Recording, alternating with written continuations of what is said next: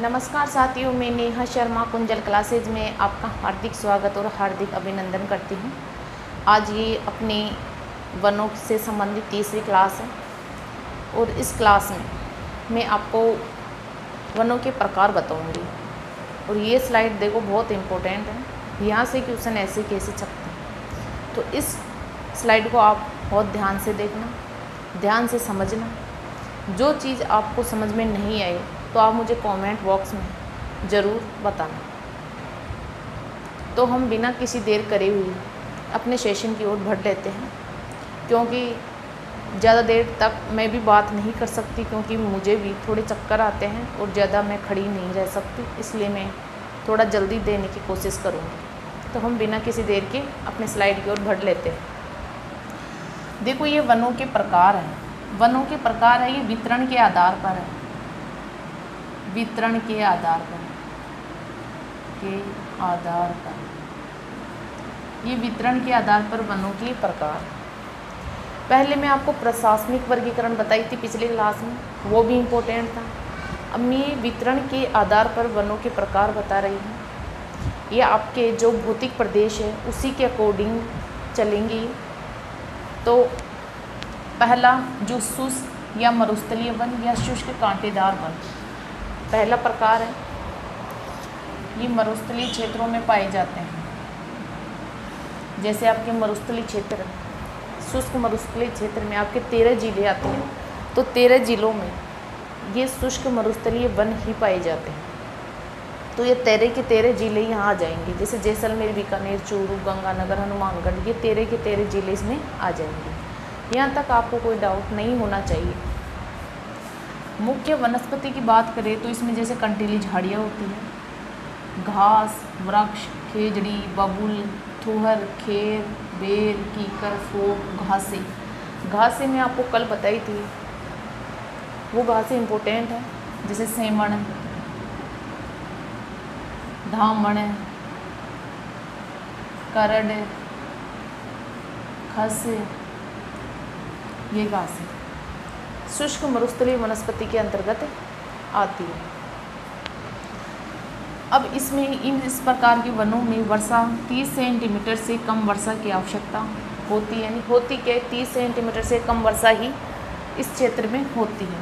और वृक्षों और झाड़ियों की जो जड़ें होती है वो मोटी होती है, लंबी होती है, तने कंटीले होते हैं, छाल मोटी होती है, पत्तियाँ छोटी, चिकनी और गुद्देदार होती है।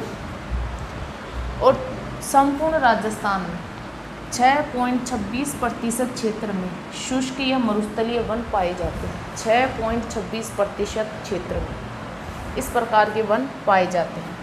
और मरुस्थलीय क्षेत्रों की शुष्क वनस्पति को मरुद्भिद कहते हैं।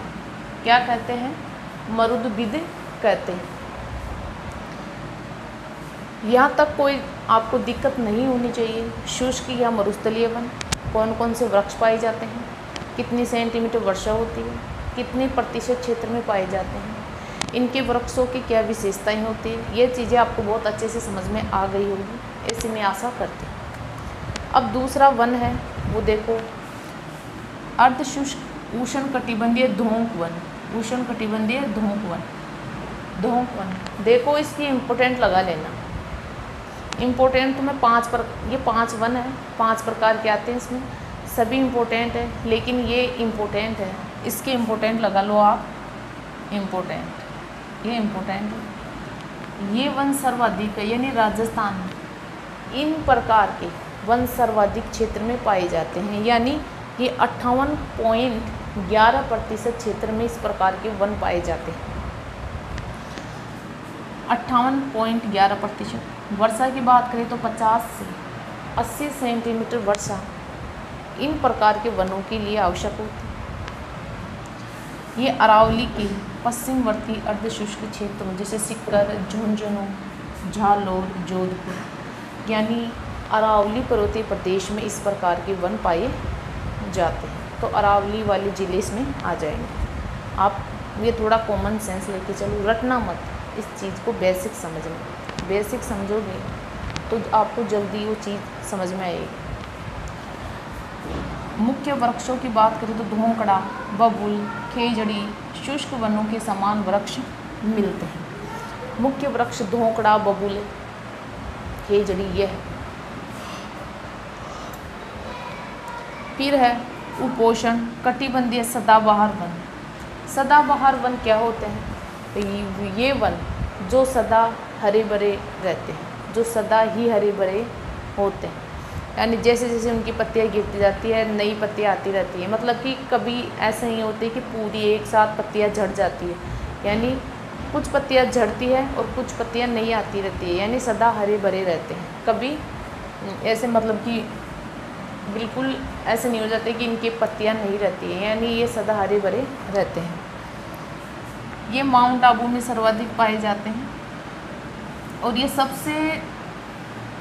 राजस्थान में सबसे कम क्षेत्र पर पाए जाते हैं, यानी 0.38% भूभाग पर पाए जाते हैं, यानी 1% भूभाग पर भी ऐसे वन नहीं पाए जाते। वर्षा की बात करें तो 150 सेंटीमीटर से अधिक है। वृक्षों की बात करें तो इनमें सिरस, बांस, बेल, जामुन, रोहिड़ा, सागवान ये वृक्ष इनमें पाए जाते हैं। देखो वृक्ष भी आपको याद होने चाहिए।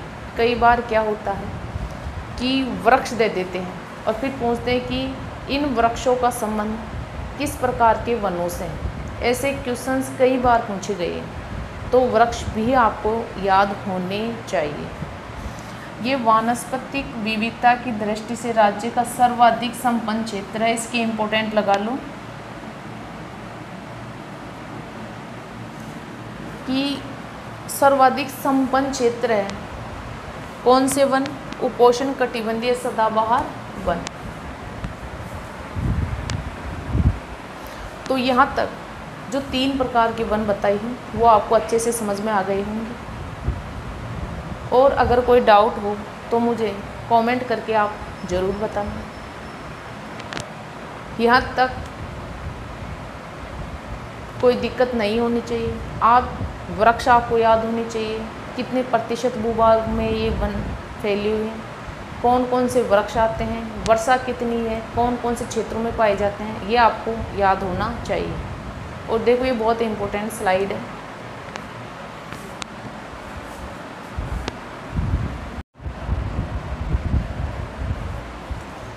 अब देखो आपका अगला वन शुष्क सागवान वन है। शुष्क सागवान वन, इन वनों के लिए वर्षा 80 से 110 सेंटीमीटर चाहिए होती है। क्षेत्र की बात करें तो ये बांसवाड़ा, प्रतापगढ़, दक्षिणी उदयपुर, भारा और आबू के कुछ भागों में पाए जाते हैं और ये संपूर्ण राजस्थान के 6.87% भाग पर फैले हुए हैं। इनमें मुख्य वृक्षों की बात करें तो देसी सागवान, बरगद, आम, तेंदू, गुल्लर, महुआ, साल, खेर, गोंद है। देखो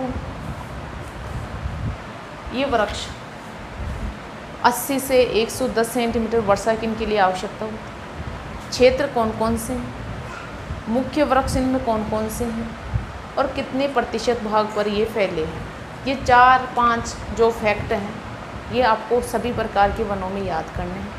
तो आप इनको अच्छे से याद कर लेना, क्लियर कर लेना, फिर आपको कोई दिक्कत नहीं आएगी। फिर है आपके उष्ण कटिबंधीय शुष्क मिश्रित पतझड़ वन। यह आपके संपूर्ण राजस्थान के 28.38% भाग पर फैले हुए हैं। वर्षा की बात करें तो 80 से 100 सेंटीमीटर वर्षा इनके लिए आवश्यक होती है। ये इन प्रकार के वन दक्षिणी व दक्षिणी पूर्वी अरावली के मध्यम ऊंचाई वाले ढालों पर जैसे उदयपुर, बांसवाड़ा, राजसमंद, चित्तौड़गढ़, भीलवाड़ा, सवाई माधोपुर इन जिलों में पाई जाती है। वृक्ष में जैसे आम, ढाक, खेर, साल, बांस ये इनके मुख्य वृक्ष हैं। वृक्ष आपको याद होने चाहिए। वृक्ष भी आपको याद होने चाहिए कौन कौन से वृक्ष हैं, कौन कौन से क्षेत्रों में पाए जाते हैं और कितने प्रतिशत भूभाग पर ये फैले हुए हैं। ये 3 फैक्ट तो आपको अच्छे से याद होने चाहिए। और ये वृक्ष वर्ष में मार्च अप्रैल में अपने पत्ते गिरा देते हैं, यानी मार्च और अप्रैल में अपने पत्ते संपूर्ण पत्ते गिरा देते हैं। ढाक या पलास वन सभी नदी घाटियों में जहाँ सागवान के वन पाए जाते हैं मुख्य रूप से, यानी जो ढाक या पलास, ढाक बोल दो चाहे पलास बोल दो, दोनों एक ही चीज़ है, कंफ्यूज मत होना। ढाक या पलास के वन उन क्षेत्रों में पाए, नदी घाटियों में पाए जाते हैं जहाँ सागवान के वन मिलते हैं, वहाँ ढाक और पलास के वन भी मिलते हैं। जहाँ सागवान के वन मिलते हैं वहाँ ढाक या पलास के वन मिलते हैं। इनकी मुख्य विशेषता क्या है? सुर्ख लाल और पीले रंग के कारण इन्हें जंगल की ज्वाला के नाम से जानते हैं। इसको इम्पोर्टेंट लगा लो, जंगल की ज्वाला किन वनों को कहते हैं? कई बार क्वेश्चन आया होगा, ढाक या पलाश।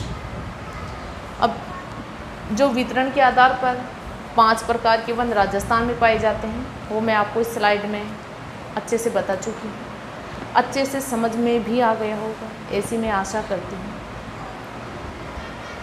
फिर से मैं आपको एक बार और बोल रही हूँ कि वृक्ष, क्षेत्र और कितने प्रतिशत भूभाग पर पाए जाते हैं, ये 3 फैक्ट तो आपको 5 प्रकार के वनों में याद होने चाहिए, और कोई दिक्कत है नहीं। और अगर आपको कोई समस्या हो तो मुझे कमेंट बॉक्स में आप अवश्य बताना। और अब और कोई फैक्ट है इम्पोर्टेंट, वो मैं अगली क्लास में आपको दूंगी। ये क्लास मैं इतनी ही रखूँगी क्योंकि मैं ज़्यादा अच्छा महसूस नहीं कर रही हूँ, क्योंकि मेरा थोड़ा स्वास्थ्य पता आपको दिख रहा है, तो मैं ज़्यादा देर तक क्लास नहीं दे सकती हूँ, क्योंकि मैं ज़्यादा देर तक खड़ी भी नहीं हो पाती हूँ। लेकिन बच्चों के कमेंट आ रहे थे तो मुझे क्लास देनी पड़ रही है, वरना मैं 2-4 दिन क्लास और नहीं देती है। लेकिन कोई बात नहीं, जितना मेरे से हो रहा मैं उतनी आपकी सेवा कर रही हूँ। तो मिलते हैं अगली क्लास में। जय हिंद, जय भारत।